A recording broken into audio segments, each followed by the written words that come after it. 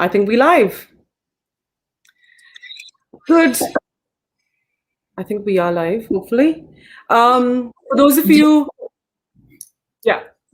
Guys, we are live. We haven't been live for a while. And we thought this was quite timely to come back and have a conversation with you guys, give you some information. There's a lot of changes that are coming in the immigration space. There's quite a few trends that have emerged over the last few months. So basically, we're here to do a Facebook Live with you guys. Thank you, Rajendra. So we're here to, do a Facebook Live, tell you guys some credible information. I know there's a lot of confusion out there. There's a lot of emails that are floating out there. There's a lot of confusion around the residence program, what's going to happen. So hopefully we can try and address that over the next 45 minutes. I also do want to let you guys know that we're actually airing on 2 pages today. We are on the immigration group here, which is led by some amazing people. So we're just giving you information on that platform. I understand that's your Facebook radio channel to help migrants get the information from right sources. So we'll try and do that. We're also airing on the AIMS Global Immigration YouTube and Facebook page. So guys, I'll give some time to build those questions there. For those of you that don't know us, my name is Arunima and Zinnia. I'm the Managing Director and a Senior License Advisor at AIMS Global. I'm being joined by my colleague Zinnia here, who's also our Operations Manager and an amazing immigration advisor. We've had some really milestone cases that Zinnia's run over the last few months. So hopefully we can try and get through quite a bit today. So I think, Zinnia, what we'll do today is, I know that there's people joining in. We're only a minute into the Facebook Live session. So I want to start off with just telling people what's coming this year. There's, just for an essence, just to let you guys know, you've heard about the new accreditation. I want to take some time to explain what that accreditation is, and Zinnia's going to help me give you some information around that. We want to tell you what the government announced around what's going to happen to the work visa scheme, what the new world's going to look like. The information that's available from immigration is quite scanty. So whilst we can make some predictions, I do want to save today to give you facts so that you can actually go over that information. So we'll, not too much information we can give you in that space, but we'll try and give you what we can. We also do want to tell you about what's going to happen with the median wage. Many of you may have heard about it. And I think all of that sums into something that you need to be quite careful about. There are some coinciding timeframes around when a lot of people are going to be caught up. Zinnia is also going to talk to us about border and what's happening on the border. We'll try and touch on SMC, the current labor market checks, and a whole lot, and whatever comes through. So Zinnia, just tell us really, really high level what is happening in the employer accreditation space. So when this policy kicks in now, I do have to say that we don't know exactly when it's going to start. It will be somewhere after the mid of this year and late this year sometime. But whenever it does start, it would be a mandatory requirement for employers to be accredited before they can support a work visa. I think there's a lot of confusion around whether it's about whether I'm hiring a migrant or whether I'm supporting a visa. So accreditation would be required. Sorry, give me a second. Accreditation will be required for when you are supporting a work visa. That means you're submitting an application. If you're hiring somebody on an open work visa, partnership visa, that's when accreditation will not be required. But if you're having a visa that's tied into the employer, accreditation will be mandatory. What that means is, for all the people that are listening right now, if they are looking to apply for a work visa later in the year, whenever they're planning to do it, they have to think about, if the policy starts and the employer is not accredited, application cannot be submitted. That's essentially what accreditation means. And what that would happen is, now, because we don't know exact timing of that accreditation, but we do know that median wage will come in sometime around July or after July-ish this year. Yep. Sorry, Zinnia, just before you get on to the median wage, I do want to talk just a bit more about accreditation. We've obviously been getting a lot of inquiries from you guys. You are working with employers. We are talking to a whole lot of employers at this stage of varying sizes.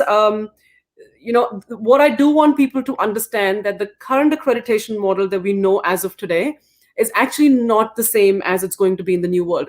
It's quite a different model. Just to keep things confusing, immigration still calls it accreditation. So we are talking to employers. There's, the standard scheme, and there's the high volume, and there's labor hire. So if you do have employers that are keen to understand how this change might impact them, or employers that just want to get ahead of the game and just want to know what's going on, we do hold webinars. We do have complimentary consultations for employers. So please feel free to contact us so we can talk about that. I do also want to tell you guys that in the accreditation space, what immigration has said so far, the standard and the high volume is demarcated by the number of migrants supported in sort of. Sorry, there's some interesting comments coming in. I haven't actually gained weight. I've actually lost a lot of weight, but probably the hair don't do that. But in the accreditation space, if an employer is hiring up to 5 people and supporting them on a visa, they go on to a different scheme. And if they're looking at 6+, they go on to a different scheme. So, there's a lot more in the accreditation space than what you can see on the surface. So we're happy to have a chat with your employers if you do have those inquiries, and those are complimentary consultations at this stage. Thank you, Zinnia. It's also important to point out, before employers start to freak out, there is a time and place for freaking out. This may be it, but employers must also realize that not all employers need to go through high volume. Like, the standard will be the case that will apply to a lot of businesses, but you have to get it done. You still have to get it done, and you still have to prepare for it. And I think also, thank you. I do want to tell you that, there's not much information that's come out. So whilst you need to know that it's coming, don't panic yet with, things that you hear from your friends, because half of it may not be true. So that's the accreditation. We do want to talk about the temporary work visas and what's going to happen in that scheme. So a lot of you guys would, be on essential skills or on talent work visas or on long-term skill shortage work visa. So all of these visas are going to be merging into one category. Zinnia, can you just briefly elaborate on that, please? Yes. So the categories that Arunima named just now, namely your talent and essential skills, they have a time frame on it. They are short-lived. When the new accreditation scheme starts, that's when all of these categories will go, and you'll have just one category coming out, one name, and it's called, hold your horses, a temporary work visa. That is literally the name. Immigration's not been very creative with names. But it's going to be called a temporary work visa. And when that temporary work visa launches, you're going to need an employer that's accredited first. So these changes will come in together. So this whole concept of essential talent, work visas, work to residence accredited employer, as it currently stands, it's all going to go. We just don't know exactly when, but we know it will go. And I think that brings us quite into, segues us quite nicely into talking about the median wage as well. So that's the next change that's coming up. You've already heard about the announcements that the median wage is going to be increasing to $27 an hour. And the government has said that sort of around the mid of this year. Exactly when all of these 3 changes that we just talked about are going to happen, we don't know.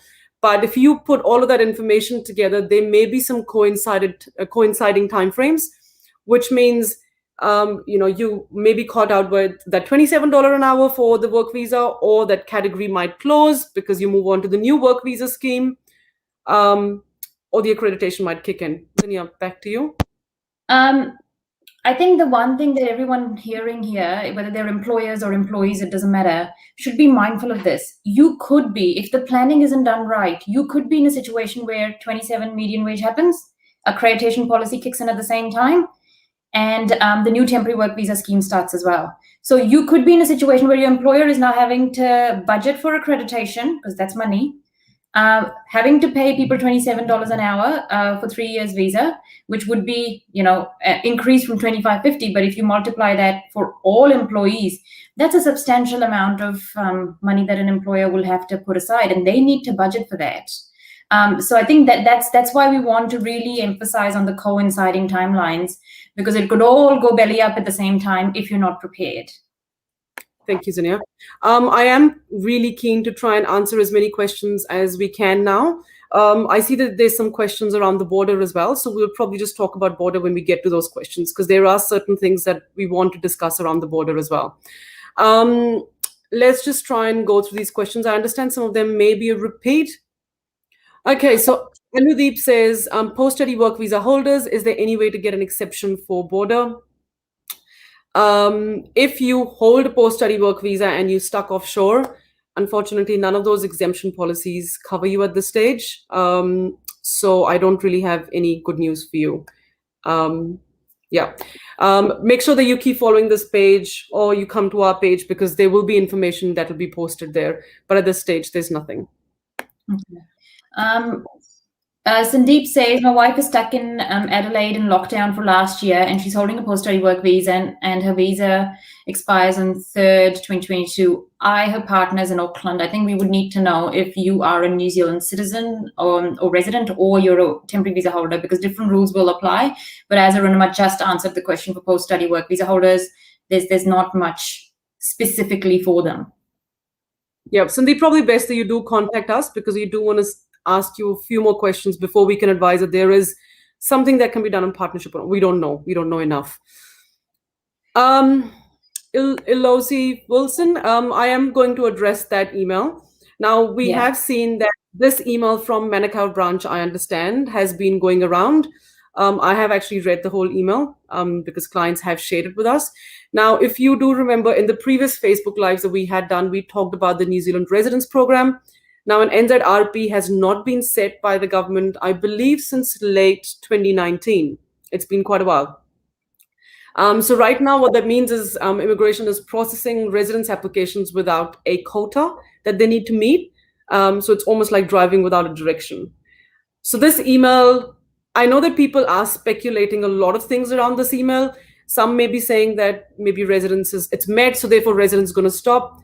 That's none of the sort. This email purely says that NZRP was not set, therefore they don't really have a set quota to meet. Zinnia, do you have anything to add there? We've seen this email. Yeah, so I think this email has kind of just started coming out, but the concept has been discussed last year as well. Like, it is a concept that has been ongoing for a while, but the email is kind of just sort of is making the rounds. And I think it's kind of like an allocation issue that it's being sent in response to an allocation request and things like that. But I think you have sort of covered it. It is just that all residence applications in New Zealand, be it parent, SMC, talent, whatever, partnerships, they are all done according to an NZRP, which is a quota. And if they don't, because immigration doesn't have a quota, they kind of don't know how many applications to approve.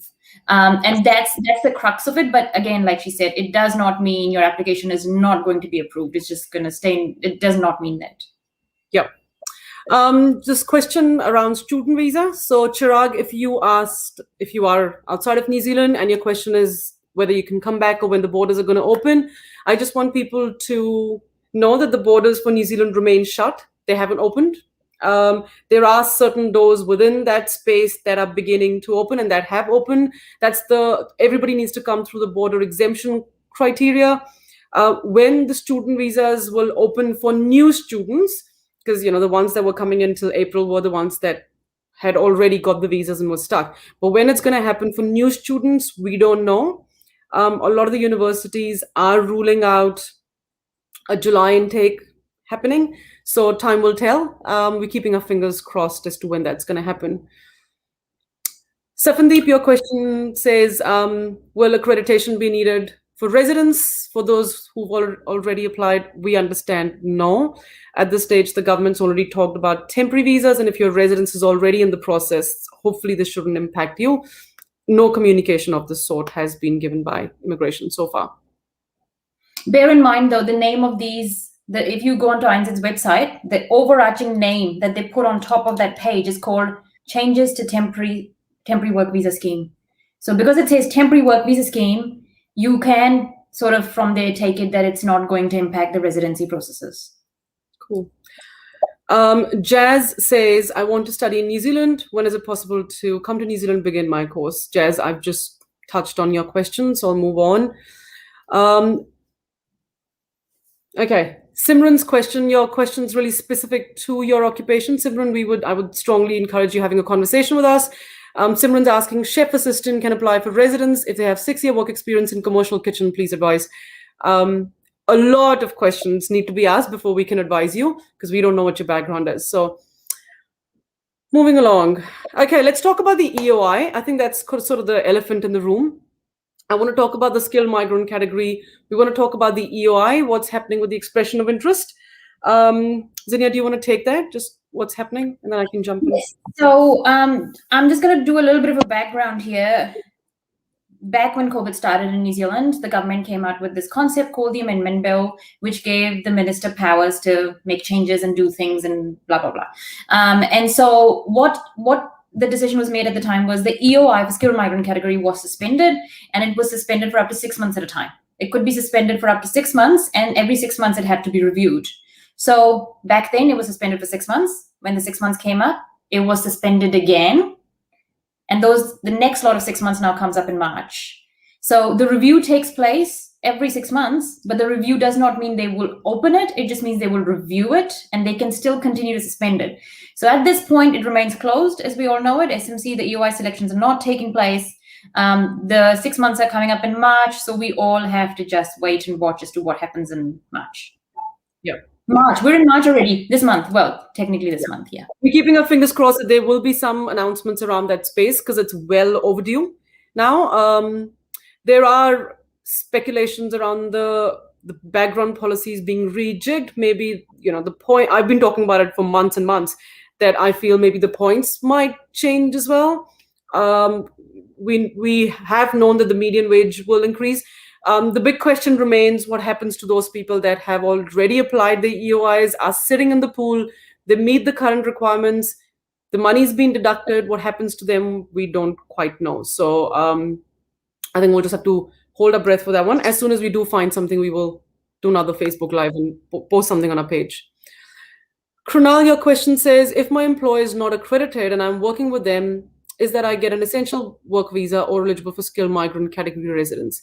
Kunal, I'll take a step back here. So skilled migrant category residence is a residence category. That category has been closed for a year. So if someone has an active residence application being processed as well, they still need to hold a temporary visa to remain in the country and for that residence application to be processed. So whether you have an SMC or any other residence application in the system, you still need to hold a valid temporary visa. What Zinnia and I did cover at the beginning of our session is the essential skills category will merge along with a few others into one at some stage, as the government said, sometime this year.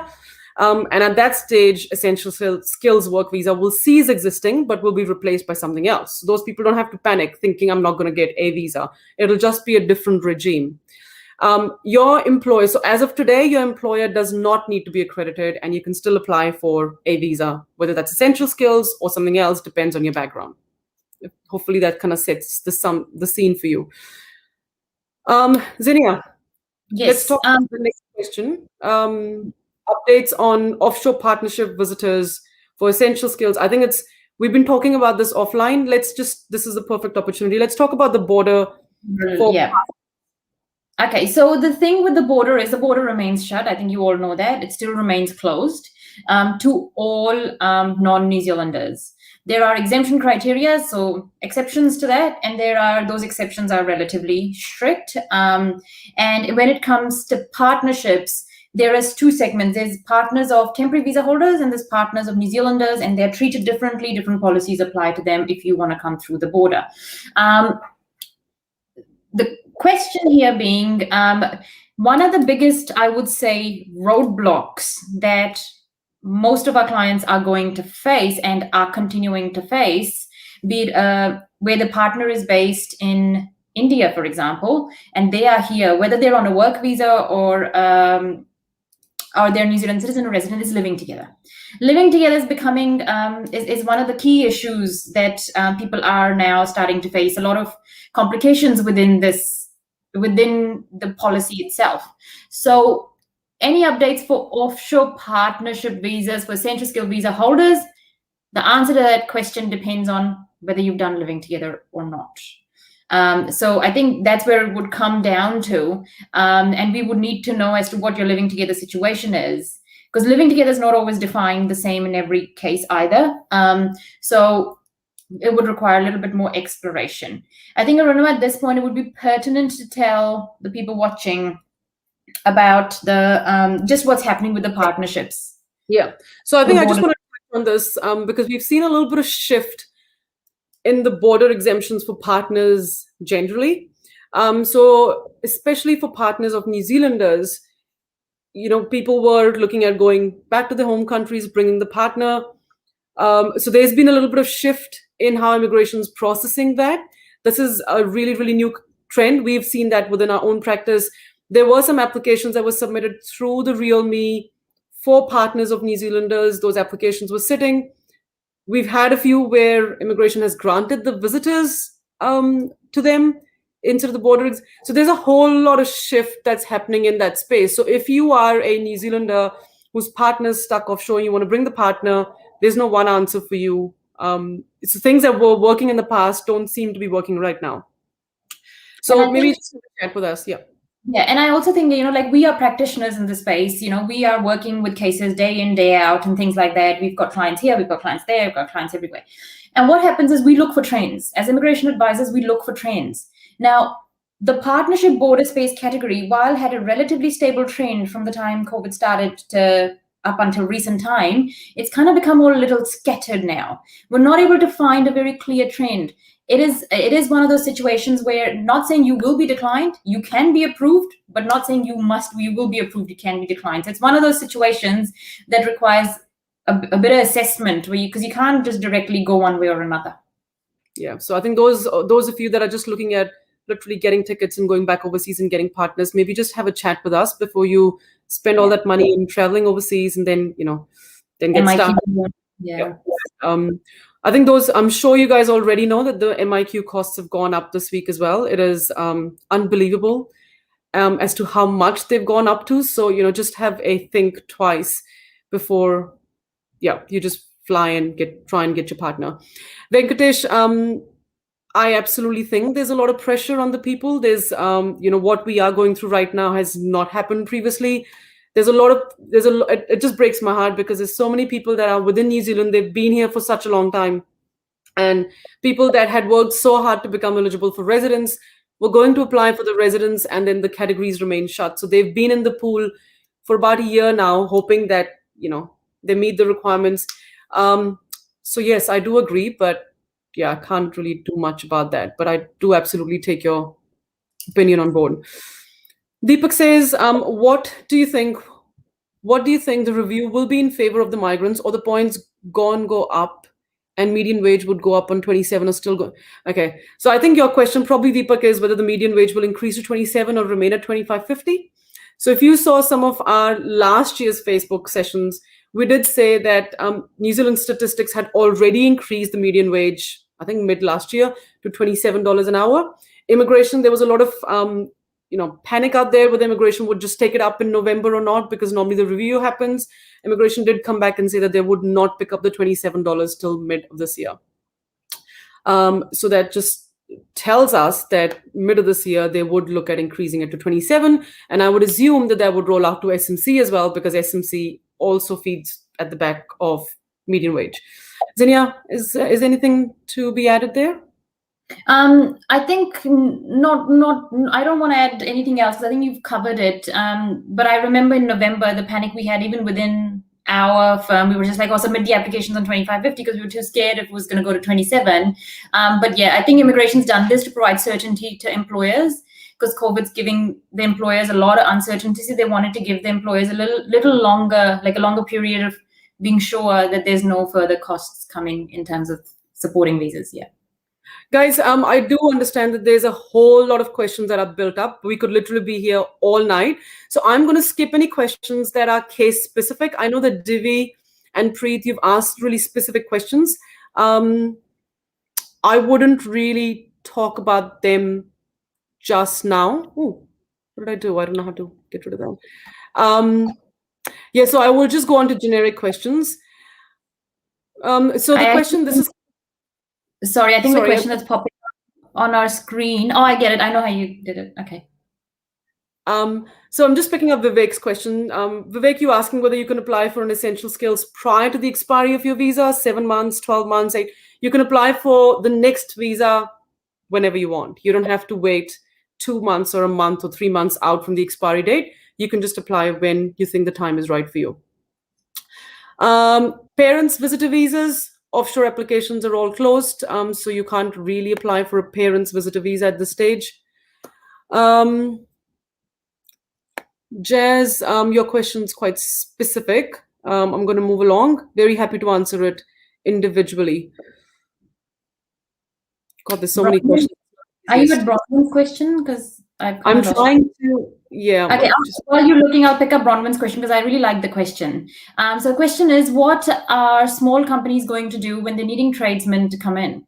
So a lesser known category, but also some people know about it, some don't, is called other critical workers. So it has a very high threshold, and I don't want to underestimate it when I say it.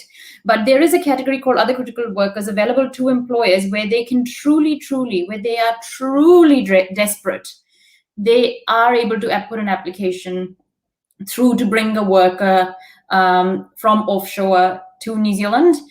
We have done that. We have brought workers still. Some of our employers are still making job offers outside of New Zealand. And we have brought those workers into New Zealand through the other critical worker category. But at no point should I just make sure that I do not underestimate that it's almost a 20% approval rate and a very high threshold. So the employers really have to persevere. They have to be truly desperate, and we have to be able to prove that. I'm just going to pick up this other question by Johannes now that I've figured out how to man this. I think this is a really good question. A lot of you guys would be in this situation. So it says he's on a 3-year work visa, applied for an EOI last year in March before the pool got closed. Now want to know if the application is still valid or has it lapsed, because the EOI is valid generally for 6 months. So Johannes, to answer your question, the pool was never really opened. An EOI is valid if it's been selected out of the pool or if it's an active pool. Because the pool's been closed and there's been no selection happening, those EOIs are very much in the system because your $530, I assume, would have been deducted from your account.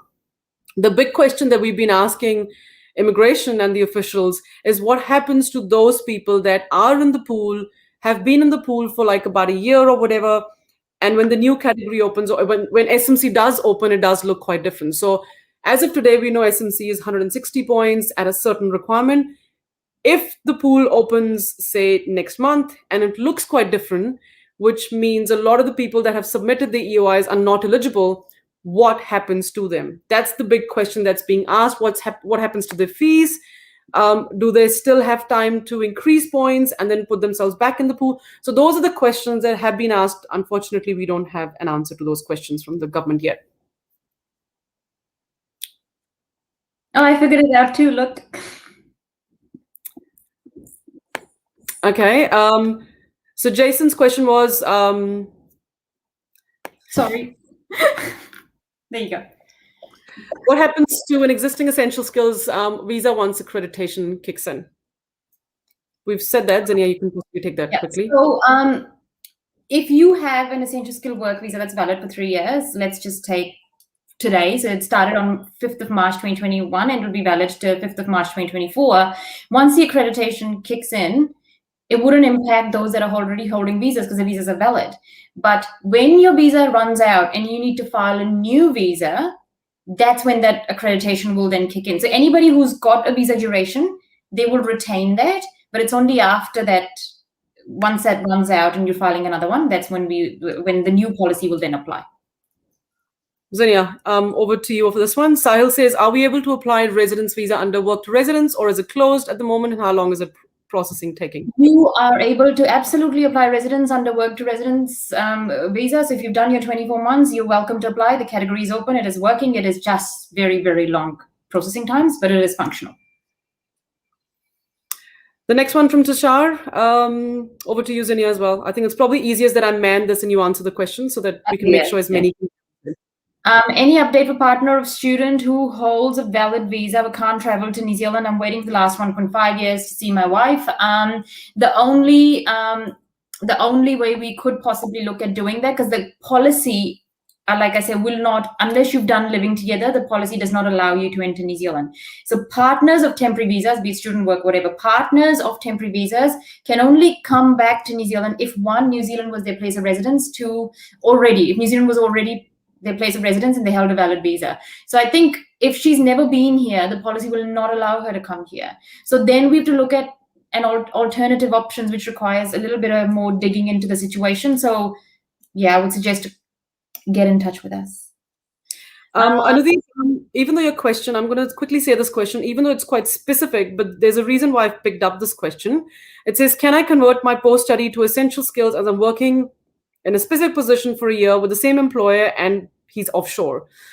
Only immigrant with our company and employees ready to get you back. Now, the fact that you are on a post-study work visa makes things quite difficult. You don't meet the border exemption criteria. And because you're offshore, you can't apply for an essential skills because those offshore applications are suspended from applying. So if you were on essential skills, things would have been quite different. But because you're on post-study, there is an opportunity to move on to an essential skills right now because the system won't take the application. So is there any way he could come back though? Like, is there any way that he could come back?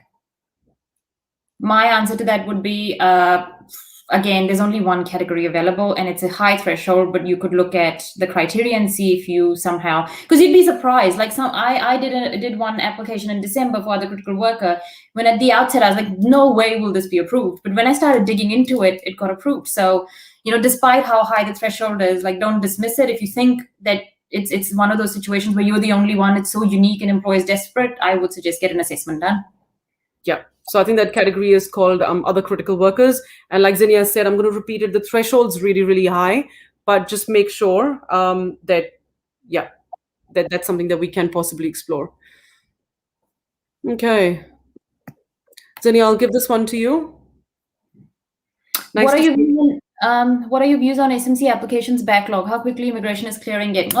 Where do I start? Short answer, very, very slowly. So we are getting at the moment applications approved. So the one submitted end of 2018 got approved end of last year. So you're looking around a 2-year turnaround, but that's not from when the EOI was submitted. That's from when the ITA paperwork was synced. So you are looking at a fairly long process. Oh, my views on SMC backlog, it's terrible.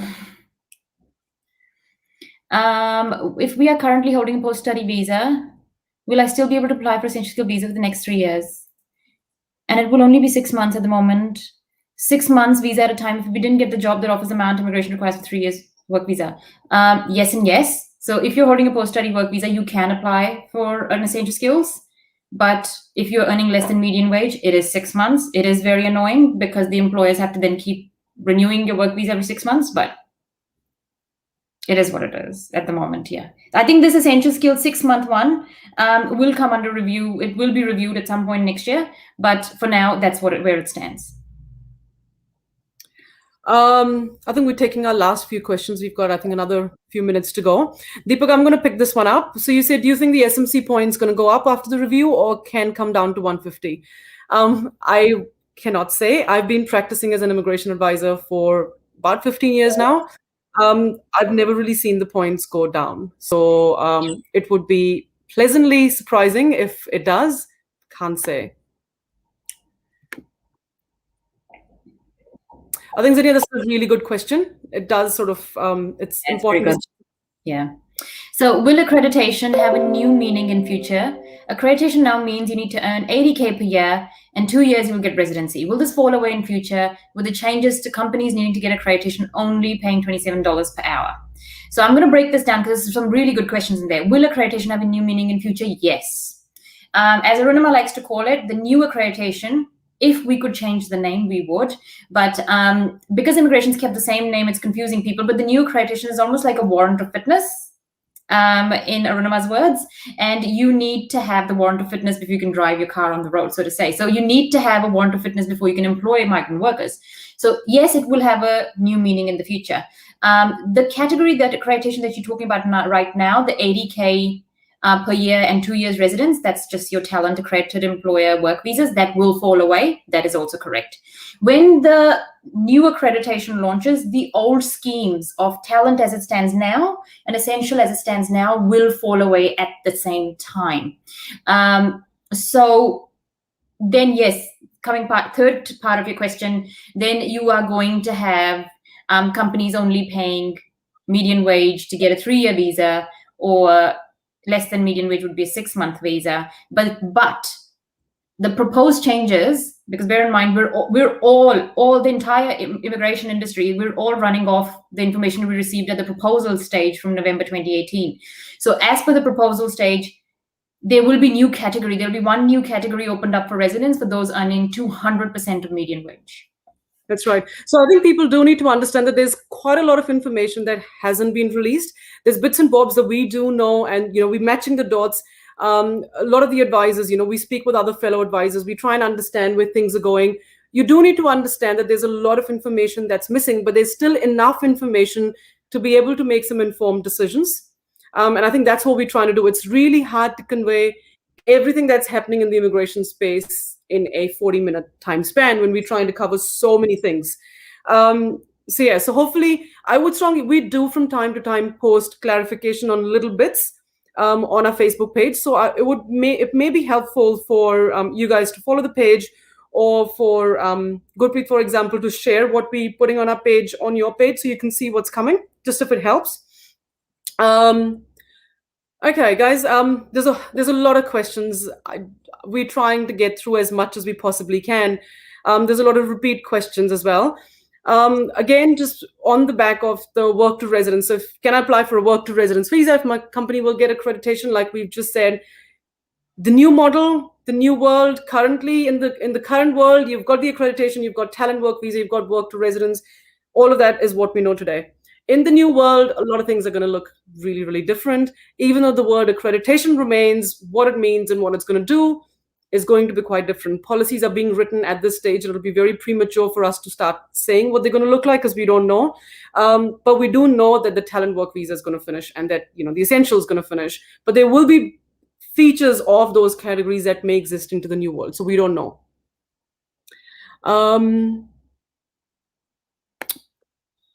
No, we've covered that one. Okay, we've covered that one. Okay, Zinnia, this might be a really good question to set some perspective around the border and the fact that the border is closed. And like I was telling Zinnia and a client this morning, that guys, New Zealand border remains closed, but there are pieces in there. So Zinnia, do you just want to take this question, and we'll just take a couple more. For any employees any potential employees or any workers coming to New Zealand, they only have 2 categories. They can only come through 2 categories. One is a critical health worker if you're in the health sector. The INZ website very clearly lists out the professions that are allowed under the critical health worker. And the other one is other critical worker. For both of these, you need a job offer in hand first. The critical health worker, if you are within those listed industries in the critical health sector, it's a relatively straightforward pathway, because the immigration has already pre-approved that profession. If you're not in one of those professions, it's a bit of an uphill battle for you. Not saying that it's impossible, but quite close to it. So then you have to see where you sit. Now, for the person who asked that question about SWRB, it would be sensible for them to go visit that page and have a look at it first. But it's just these 2 categories that they would look at. But they also don't have a job offer on hand at the moment. It might be really timely, because I see that there's a lot of questions that are around partnership, just onshore people that are within New Zealand. They've got partners, they've applied for partnership residence, around how long that's roughly taking, if we've seen. And let's just talk about onshore for a minute, around partnership. So what's happening in the partnership space? So onshore applications, temporary applications, which is work visas, and your partnerships, your normal essential skilled in partnerships, they're all working business as usual. The timeframes are okay. They're all coming approved in a sense, a reasonable period of time as expected. I think, I'm sorry, that's just my... Can you just tell it? Yeah, please? I can't turn it off because it's my browser. It's a built notification. So all I can say is that everything onshore is almost, in terms of the temporary visa space, is business as usual. There's not much to report, and when it's not much to report, it's usually a good thing in immigration. Yeah. I think we've actually covered pretty much most of the topics. I'm just trying to see if there's anything that is still outstanding. Perhaps that one. Oops, sorry. Oh, yeah, that's the one I was looking at earlier. Would the employer have to be accredited if work visa runs out? And we do have a 1-year visa extension. If residence visa is not approved in time. So if you're leaving residence aside, because irrespective, when the residence process is running in the background, right, it doesn't matter until you get the final stamp here, residence is approved. You've got to keep your work visas going. You've got to stay on a work visa at all times. You can't let the work visa fall off. So putting residence aside, if your work visa runs out and the new policy kicks in, that means you have to file a new work visa, then yes, absolutely, your employer will have to be accredited, assuming that the new policy has started by that time. Always remember, guys, when applications are submitted in immigration world, they are submitted based on the policy that's live at the time of submission. Always the case. So you can't submit an application. So right now, if you're submitting an application today, it wouldn't be based on a policy of last year. It's always on the policy that's live at the time. So it all comes down to the timing of when you submit your work visa, whether your employer will be accredited, required to be accredited or not. That's right. I see that there's a lot. Okay, sorry, let me just turn that off. I see that there's a lot of questions around people asking about this specific work visas or specific residence. If they're eligible for residence, they're sharing their details. I don't think this is a really good platform for us to do an open consultation about your case because we do need to know more. But I do want people to know that we do offer a complimentary consultation. So our first consultation is always free. So if you do want to have a chat or talk about your case, just by telling us this is the experience that you've got and this is what you're earning is not enough for us to tell whether you're eligible or not. So we kind of need to have a conversation with you. So if you guys are interested, we're more than happy to have a conversation. You can private message us your number with some details on what your background is. We can have a chat. We can let you know when you're eligible and take it on from there. I think just before you go off that, I do also want to say that we have a dedicated team that's, that looks after the inquiries we get within AIMS Global. So yeah, it is absolutely like this portal is to give information. And then when you guys think that something could apply to you or something would, you probably want to talk about it a bit further, just like Arunima said, just follow those instructions she gave. Yeah. So what we are going to do, guys, someone's asking about our charges. Charges will depend on what the service is. Like I said, our first consultation is free. And what I'm going to do is, because I know my team is watching out here. So guys, our team is actually going to come back to each one of you and try and respond and see if we can try and give you some answers or something to take away. And if there's still something that's left, then we're more than happy to talk. So I think just to summarize this, because we've got last 2 minutes left, the New Zealand border remains closed. That's the first thing. If you have partners or families that are stuck outside, there may be categories that apply to you. There is humanitarian, which is really, really high threshold as well. Again, life or death matters to get a border exemption. There is the other critical worker that does exist. We've had some success. And by not having success, understood what immigration is looking at. So it has got a really high threshold. So do not absolutely think that category is the go-to for everybody. Obviously, anyone in the medical profession, the health workers can come in through the critical health worker category. So I think that's sort of the border. The students, when they're going to come in, new students, we don't know. What we do know is that the living expenses have been reviewed for people looking at studying here. I've been saying this for quite a while, that the living expenses are being reviewed and they are likely to be increased. We know that the cohort that's coming in April, the announcements that came in, they're looking at an increased living expenses at $20,000. So there's quite a lot of work that's being done, but when the borders will freely open for students, we don't quite know. That's the border. We've covered the SMC. We've talked about the EOIs. We've talked about accreditation. We've talked about coinciding timelines. I think that's pretty much it. Zinnia, is there anything else that we absolutely need to leave as a nugget before we wrap this up? Yeah, talk to your employers. We don't actually have a lot of employers attending this session because it's 6 o'clock on a Friday and employers are done with their work. But it is so important for employees to actually talk to the employers, because if you're not getting your, say by chance your employers don't know, or they're like, oh, we'll deal with it later. When the policy goes live, we don't know when the policy is, we'll just worry about it later. I think I'm just really like, we're starting to get worried for our own clients at Ainslow, and we're getting them all set on the right path, because you could really get caught if you are not timing it right. Imagine your visa's expiring and you all know how stressful that is. Oh, my visa's about to expire, I need to submit an application. But guess what? You can't, because your employer is not accredited. So you do have to, and then if your employer is not going to be accredited, you have to think about changing jobs to an employer who is going to get accredited. So there's some planning that goes not just from an employer's perspective, but also from yours, because you have to make the right decision for your immigration journey. So I think it's really just, if there's one thing that I want everyone to take out of this, is talk to your employers. So guys, I think with that, hopefully you found this session useful. We have tried to answer as many questions as we possibly could. My mouth actually hurts now because we do need to wrap this up. We've been talking for about 45 minutes. I do want to take this opportunity to thank Gurpreet, who has from Immigration New Zealand Punjabi Hindi radio news channel, who has invited us to do a Facebook Live with you guys as well. And also for to guys that have joined us via AIMS Global Facebook page. It's Friday evening here in New Zealand, and I think we all want to just stop. Auckland's gone to alert level, well, is going to alert level 2, so that's something to celebrate. And hopefully business as usual from Monday onwards. With that, it's from us. Have a good evening and a good weekend, guys.